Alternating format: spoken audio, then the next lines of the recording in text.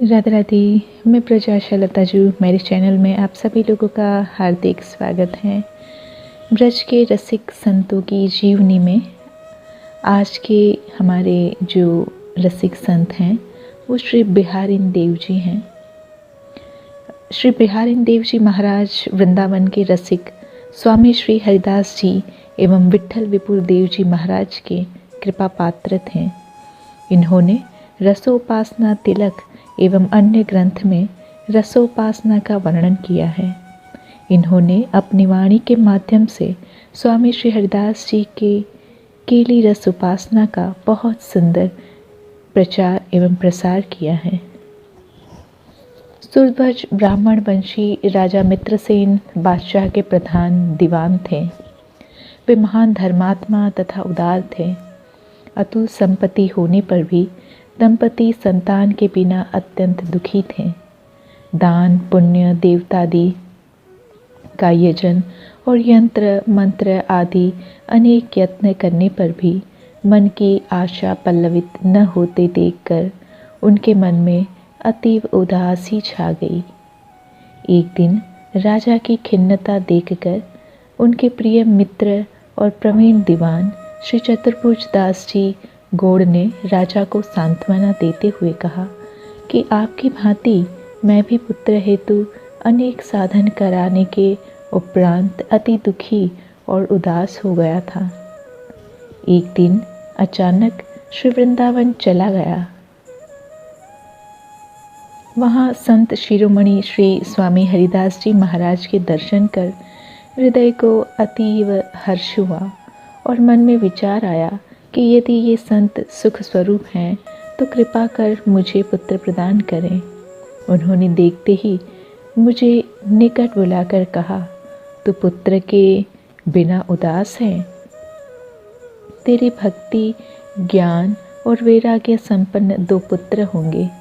वे 18 वर्ष तेरे पास रहेंगे, फिर मेरे पास आकर कुंज बिहारी लाल के विमल विलास को बिलसेंगे। तब मैंने उनसे कहा, करुणा निधान, एक पुत्र मेरे हो और एक मेरे मित्र के घर हो। वह पुत्र के बिना महादुखी हैं। तब उन्होंने मित्र भावना की सराहना की और सच्चे मित्र भाव का उपदेश देकर कहा, प्रथम तेरे यहाँ पुत्र होगा। 5 वर्ष के बाद तू अपने मित्र को यह वृतांत सुनाना। वे अपनी पत्नी सहित यहाँ आवें और पुत्र को गोद खिलावें। अब वह शुभ अवसर आ गया है। आप रसिक अनन्य नृपति श्री स्वामी हरिदास जी महाराज के दर्शन और वर पाकर अद्भुत लाभ लीजिए। श्री चतुर्भुज दास जी की बात सुनकर मित्रसेन के तन मन प्राण आनंद से भर गए, मानो जाते हुए प्राण फिर से शरीर में लौट आए। वे अत्यंत श्रद्धापूर्वक हर्षोत्कंठा से पत्नी सहित स्वामी श्री हरिदास जी महाराज के दर्शन के लिए निधिवन आए। प्रीति सहित प्रणाम किया और शत मुहरे भेंट कर श्री स्वामी जी महाराज के श्रीमुख चंद्र के दर्शन करके परमानंदित हुए। हाथ जोड़कर विनती करते हुए मित्रसेन बोले, चतुर्भुज दास की दया से आप श्री के दर्शन करके जन्म जीवन सफल हुआ। आपने जो यहाँ आने की आज्ञा दी थी सो मैं आपकी शरण में आ गया हूँ। श्री स्वामी जी महाराज ने कहा, अच्छा किया तो तुम आए। अब तुम दंपति कुछ एक दिन मथुरा में वास करो। पुत्र प्राप्ति अवश्य होगी। ये मुहरे उठा लो और मन लगाकर विप्र तथा साधु संतों की सेवा करो। जब पुत्र 1 वर्ष का हो जाए तब उसे लेकर यहाँ आना। 1 वर्ष बाद भक्ति ज्ञान वैराग्य और युगल श्री नित्य विहार के प्रेम की मूर्ति रूप पुत्र रत्न प्रकट हुआ। मित्रसेन और चतुर्भुज दास जी सुनकर हर्षोत्फुल्ल हो उठे। आनंद आवेश में बहुत सा धन दान दिया और संत सेवा करी। 1 वर्ष बीतने पर वे निधिवन आए और श्री स्वामी जी महाराज को प्रणाम करके शिशु को श्री चरणों में लगाया। श्री स्वामी जी महाराज रूप लावण्य युक्त शिशु को अपना सरस अंश जान हंसकर बोले, ये बालक अति बड़भागी है। ये 33 वर्ष तुम्हारे पास रहेगा, फिर विरक्त, महाअनुरागी और त्यागी होकर हमारे निकट रहेगा। कोटि पुत्रों के समान इसे जानना। फिर श्री स्वामी जी महाराज ने बालक को कंठी, तिलक, प्रसादी, वस्त्रादि देकर सिर पर हाथ फेरते हुए आशीर्वाद दिया और बिहारिणी दास नाम रखा। जय हो। माता पिता ने श्री स्वामी जी महाराज के चरण प्रक्षालन करके बालक के सिर पर जल छिड़का और चरणामृत पिलाया।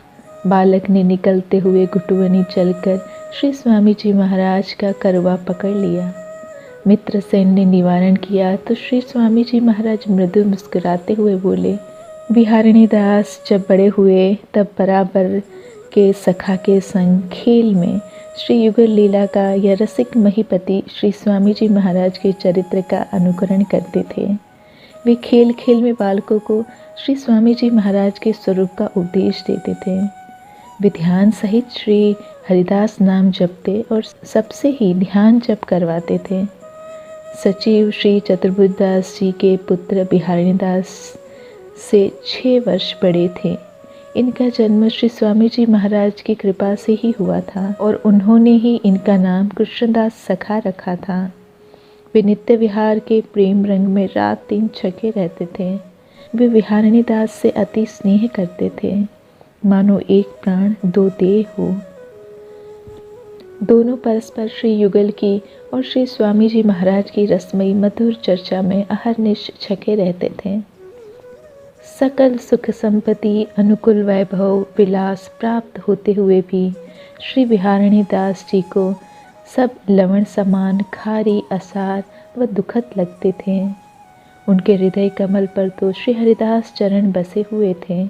निरंतर श्री हरिदास नाम को रटना और नित्य केली रंग में पगना ही तन मन प्राणों का स्वभाव बना हुआ था। ऐसे ही श्री हरिदास चरण के और नित्य विहार के अनन्य अनुरागी श्री कृष्णदास जी उनको मिल गए। एक दिन श्री कृष्णदास जी को उत्कट वैराग्य उत्पन्न हो आया। वे श्री बिहारिणी दास जी से बोले, ये शरीर 21 वर्ष का होने का आया है। अब तक तो श्री गुरु कृपा से अमल और अविकारी बने रहे। यदि अब कहीं कुसंग लग गया तो विषय रस में फंसकर सर्वस्व खो बैठेंगे। इसलिए मैं अभी श्री वृंदावन श्री गुरु स्वामी जी महाराज की शरण में जाऊंगा। वे कृपा वृष्टि कर मुझे परम विरक्त भक्ति व विवेक संपन्न और नित्य नवेली केली के अनुरागी बनावेंगे। फिर ऐसा दुर्लभ शुभ अवसर कब सुभग होगा। गदगद कंठ से श्री बिहारिणी दास जी बोले, आप परम निष्काम, वैराग्य शिरोमणि और धन्य धन्य हैं। आप तत्काल श्री वृंदावन जाइए, मैं भी जल्दी ही आ जाऊंगा और श्री गुरु चरणारविंदों में प्रणाम करूंगा। ऐसा कहकर उन्होंने सभा सहित प्रणाम किया। श्री कृष्णदास जी तत्क्षण चलकर श्री वृंदावन आए और नित्य विहार सार आधार श्री स्वामी जी महाराज के चरण कमलों में शरण पाकर परमानंदित हुए। श्री कृष्णदास जी की निर्मल प्रीति देखकर स्वामी जी महाराज ने उनका हाथ श्री विट्ठल विपुल देव जी के हाथ में पकड़ाते हुए कहा, ये मेरा निज अंश है। जय हो, इसको तुम अपनी शरण में ले लो। श्री विट्ठल विपुल देव जी ने आज्ञा मानकर श्री कृष्णदास जी को निज अनुगामी व पूर्व उज्ज्वल धर्मी बनाया। श्री हरिदास तत्व सुख सार उपदेश कर नित्य विहार सार रस में सराबोर कर दिया। इधर श्री बिहारिणी दास जी रूप, लावण्य, शील, स्वभाव आदि गुणों से सबके प्रिय नयनांजनवत होकर भी निरंजनवत, परम विरक्त और उपशम स्वभाव से युक्त थे। 15 वर्ष की आयु, रूप, लावण्य, तेज और यौवन की वृद्धि तथा महान सुख वैभव, फिर भी काम, क्रोध, लोभ, मद एवं मोह रहित प्रेम भक्ति भाव सहित श्री हरिदास नाम व युगल मंत्र जापमय जीवन। असत चर्चा सुहाती ही नहीं थी। अति उदार, उपकार परायण, सत्यशूर, धीर तथा नम्र स्वभाव से इनकी शोभा शतगुण पर वर्धित होती थी। जब उनके पिता राजा मित्रसेन ने शरीर त्यागा, तब शाह ने उनको मुख्य दीवान का पद सौंप दिया। इनके दीवान श्री चतुर्बुद्ध दास जी से इनकी गुणावली सुन शाह बहुत सुख मानते थे और आदर करते। श्री विहारण दास अपने मन को वृंदावन जाकर बस जाने की सीख देने लगे। उन्होंने लिखा है, बसी वृंदावन उत्तम ठाऊं, सत्संगति परमारथ पाऊं, नित दंपति संपत्ति दिखाऊं, श्री बिहारी ने दासी भई गुण गाऊं। एक बार शाह की ओर से ये युद्ध में गए। वहाँ इनके साथियों ने प्रतिपक्षी से संधि के बहाने विश्वासघात करके उसे विष दे दिया। इससे इनको भारी कष्ट हुआ। आप अपना दाहिना हाथ, जिससे शत्रु सचिव को अभय दान दिया था, काटकर और संपूर्ण वैभव को लुटाकर श्री वृंदावन को चलने लगे। तब शत्रु सचिव कमलापति के पुत्र नानकराम और शुक्लांबरधर इनके सन्मुख आए और अत्यंत कातर होकर आत्मरक्षा और कल्याण की प्रार्थना करने लगे। तब आप बोले, मेरे वचन में विश्वास करो। तुम्हारे मृतक पिता का शरीर और मेरे हाथ को एक साथ रखना। 15 दिन में मेरा हाथ प्रकट हो जाएगा और तुम्हारे पिता जीवित हो जाएंगे। यह सब होनहार का काल का कृत्य था। ऐसा समझकर हृदय से दुख और भ्रम का त्याग करो। ऐसा कहकर श्री वृंदावन को चले गए। वृंदावन पहुंचकर श्री स्वामी जी महाराज को प्रणाम करते ही कटा हाथ पुनः निकल आया। श्री स्वामी जी महाराज ने सिर पर कर कमल धर आशीर्वाद दिया, मानो माथे पर चंद्रिका धारण कर नित्य सिद्ध सखी स्वरूप प्रदान करके सखियों के मध्य लता रंध्रों से नित्य विहार सुख के अवलोकन का अधिकारी बना दिया। जय हो। उस समय आपके श्रीमुख के यह कुंडलिया स्फूर्ति हुई। श्री स्वामी हरिदास कर अंबुज परसत मात, मानो रची खची चंद्रिका राखी सखियनी साथ, राखी सखियनी साथ, नाम घृत दासी बिहारिनी, निरखति नित्य बिहार, लता गृह रिंद्र निहारिनी, अति नागरवर जानी, निकट श्यामा अभिरामी, द्वितीय रूप एक धर्म, धुरा बाहत श्री स्वामी। श्री स्वामी जी महाराज का अनुपम कृपा प्रसाद प्राप्त कर श्री धारिणी देव जी रसिक अनन्य धर्म और नित्य विहार रस रीति की उपासना में बहुत ही आगे बढ़ गए। उनकी रहनी कहनी अत्यंत उच्च कोटि की और सुदृढ़ थी। उनकी रहनी में रसिक अनन्य धर्म का उच्च आदर्श व परमहंसता का उच्च प्रकाश था तथा उनकी कहनी में श्री स्वामी जी महाराज की सूत्र रूपा वाणी का ही विशद विकास है। उसी की विस्तृत व्याख्या है जो अति गंभीर, सरस और सहृदय रसिक जनों के मन को मोहने वाली और आह्लादकारिणी है। वृंदावन की रज की कृपा से उनका मन श्री राधा रानी के चरणों में ऐसा रमा कि उन्होंने सारे संसार को पीठ दिखा दी। उनका हृदय श्री स्वामी जी की सेवा में एवं अंग अंग की शोभा निरखने में मानो रम सा गया। उन्होंने स्वयं पद में लिखा है, मेरे विषय विसन वरवाम, तन गोरी मन भोरी, नवल किशोरी राधा नाम, निस्बासर झागत सोवत, चितवत अंग अंग अभिराम, अंजन मंजन करात परम रुचि, चोप चौगुनी काम, ताकि हिलगी तजे, मैं अपने कर्म धर्म धन धाम, दई पीठी सब जगते, लगते पायो मन विश्राम। अर्थात जैसे ही उन्होंने जगत को पीठ दिखाकर वो वृंदावन वास कर तन से गोरी और मन से अत्यंत भोरी नवल किशोरी जी श्री राधा रानी की शरण ली है एवं राधा नाम धारण किया है, वैसे ही उनके मन ने परम विश्राम पाया है। अब वे मान अभिमान सब त्याग कर केवल ब्रजवासियों के टुक खाकर जीवन निर्वाह करने लगे। रुचे मोहे ब्रजवासिन के टुक। उन्होंने कई पदों में ब्रजधाम और ब्रजवासियों में अपनी अनन्य निष्ठा व्यक्त की है। एक पद में तो उन्होंने अपने आप को ब्रजवासियों का पालतू पिल्ला तक कहने में संकोच नहीं किया है। हो ब्रजवासिन को पाल्यो पिल्ला।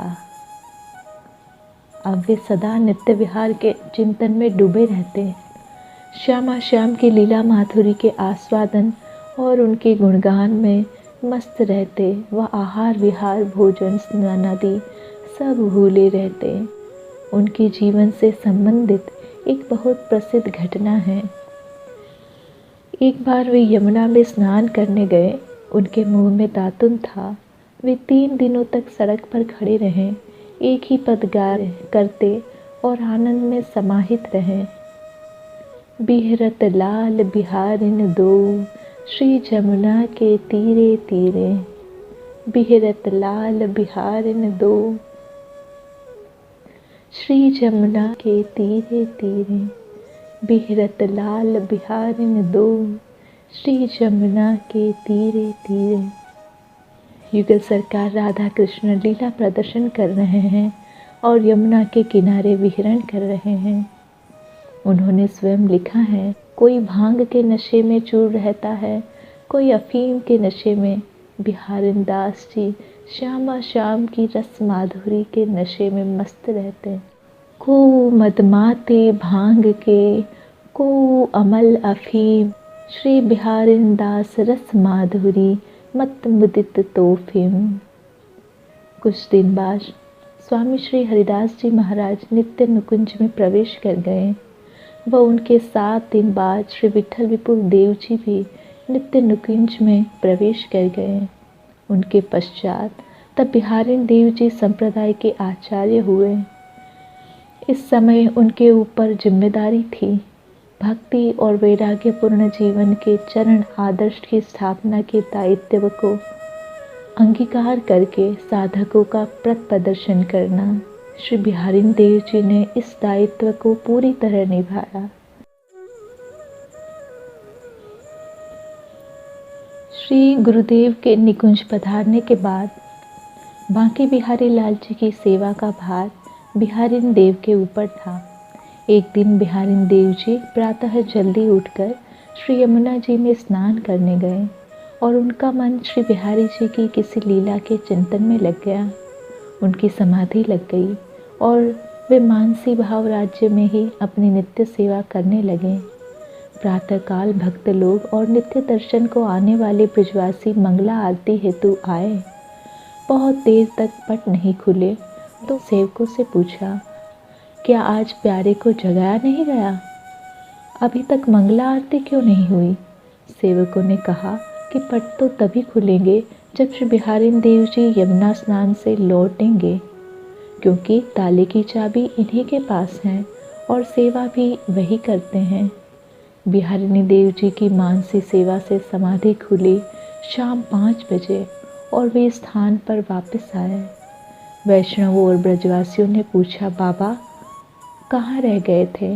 आज बिहारी जी को नहीं जगाया, भोग नहीं लगाया, सुबह से कोई अता पता नहीं। बिहारिनी देव जी बोले, बिहारी जी ने तो आज बहुत बढ़िया भोग आरोगा है। रसगुल्ला, दाल, फुल्का, पकौड़ी, कचौड़ियाँ, जलेबी खाकर बिहारी जी प्रसन्न हो गए। आज मैंने ठाकुर जी को सुंदर गुलाबी रंग की पोशाक पहनाई है और केवड़ा इत्र लगाया है। सारा गर्भगृह केवड़े की सुंदर सुगंध से महक रहा है। ब्रजवासी बोले, बाबा हम सुबह से यहीं बैठे हैं, ताला खोलकर तुम कब आए और कब बिहारी जी का श्रृंगार करके भोग धराया? कैसी अटपटी बात करते हो? क्या असत्य बात करते हो? बाबा कोई नशा कर लिया है क्या? बाबा बोले, को मदमाते भांग के, को अमल अफीम श्री बिहारी दास रस माधुरी मत मुदित तोफिम। कोई भांग के नशे में मस्त रहता है तो कोई अफीम के, परंतु बिहारिणी दास तो बिहारी जी के रस माधुरी के नशे में मस्त रहता है।